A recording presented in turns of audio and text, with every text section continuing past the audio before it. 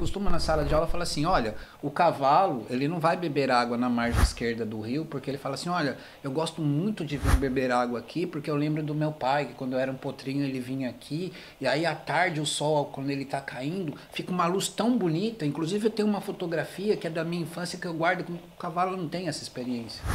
O que é ser humano? O que define um humano, um animal inteligente, de simplesmente um animal instintivo, que faz a coisa de uma maneira ali programada, entre aspas, geneticamente determinada? Vou, pegando essa sua pergunta, eu vou trazer para construir o seguinte exemplo só, para a gente depois vir para uma resposta. Imagine uma serpente, né? Porque eu falo para serpente que muita gente tem medo de serpente, medo de cobra e tudo mais. Então, imagine uma serpente peçonhenta, se ela tivesse o mesmo grau de inteligência que o ser humano tem, o quanto ela poderia ser perigosa. Então, ela poderia criar N maneiras de injetar a peçonha nela, por vontade própria, por maldade, não só por necessidade de alimento e tudo mais. Ela criaria todo um universo de serpente, no qual, no emprego dessa inteligência, ela poderia causar muitos problemas a nós, inclusive a nossa própria extinção. Nós somos a serpente. Então, a inteligência necessária, ela é fundamental, ela é uma grande ocorrência entre a espécie humana,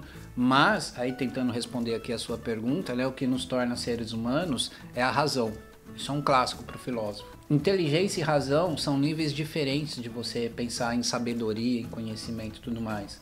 A minha crítica eu faria da seguinte maneira para tentar responder isso. Nós somos uma sociedade, uma civilização extremamente sofisticada, extremamente inteligente, celular, satélites, mundo high-tech, isso é de uma sofisticação da inteligência admirável, porque é de uma inteligência, sim, muito, muito, muito avançada. Entretanto, nós não estamos no mesmo nível equilibrado com a razão.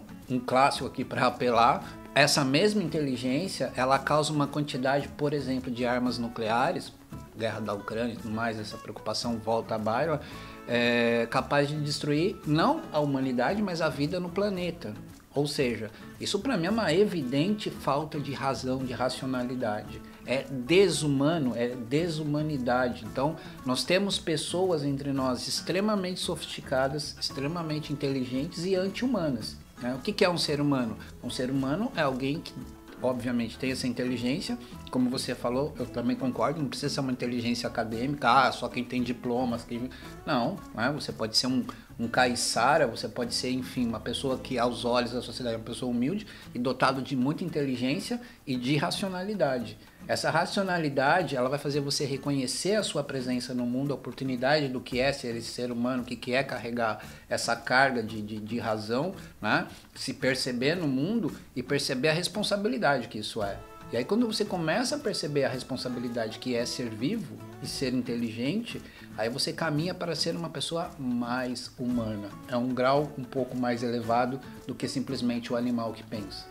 O que talvez a gente faz com que perceba, ou seja, constate aí uma grande diferença entre os animais é que a nossa espécie como ser vivo é aquela que tem uma imensa profundidade de percepção e não só sensorial. Talvez aí a razão ela começa a se confirmar como um instrumento de sobrevivência, não talvez a inteligência acadêmica que a gente critica muito, como um passatempo, uma exclusividade, um privilégio, algo Exato. que surge pela falta do que fazer, do que trabalhar. Claro que não, né? Conhecimento, inteligência e razão são todas associadas com o fato de a gente conseguir sobreviver, ter vida melhor, né? Exato. Então, aí acho que seria a educação algo que proporcionasse esse fomento, esse cultivo dessa típica característica, talvez, digamos assim, instinto da razão, né? Essa nossa característica utópica maneira de se definir como ser vivo, que é ter essa profundidade sensitiva, sensorial, não só fisicamente, mas especialmente espiritualmente. Num processo de, sei lá, milhões de anos, quando houve, né, esse arrasto para a evolução, o homem começou a se perceber no mundo Ele começou, eu costumo na sala de aula falar assim, olha, o cavalo, ele não vai beber água na margem esquerda do rio, porque ele fala assim, olha, eu gosto muito de vir beber água aqui, porque eu lembro do meu pai, que quando eu era um potrinho ele vinha aqui, e aí à tarde o sol, quando ele tá caindo, fica uma luz tão bonita, inclusive eu tenho uma fotografia que é da minha infância que eu guardo, o cavalo não tem essa experiência. Ele bebe água porque ele bebe água, ele vai pro rio porque ele vai pro rio, ele tem uma programação genética natural que o desconecta do mundo ao estar conectado com o mundo. Sim, sim. Entende isso, né? Agora, o homem não. Por algum motivo, o homem, ele conseguiu transcender isso. Então, dentro de um processo de evolução, é claro que isso não é que aconteceu do domingo para segunda, mas aquela pessoa, quando ela se deparou com aquela situação na beirada do rio, ela sentiu prazer por essa presença, ela sentiu prazer de observar o sol, ela sentiu prazer pela cor da grama, ela sentiu prazer pelo rio. Ela começou a pensar o seguinte, por que será que a água corre por esse lado, para esse lado? Por que será que o sol está se movendo? É claro que não é tão... Será que o sol se move? Ou seja, essas questões começaram a fazer o homem se perceber na situação da existência. Eu existo. Por que é um ser humano?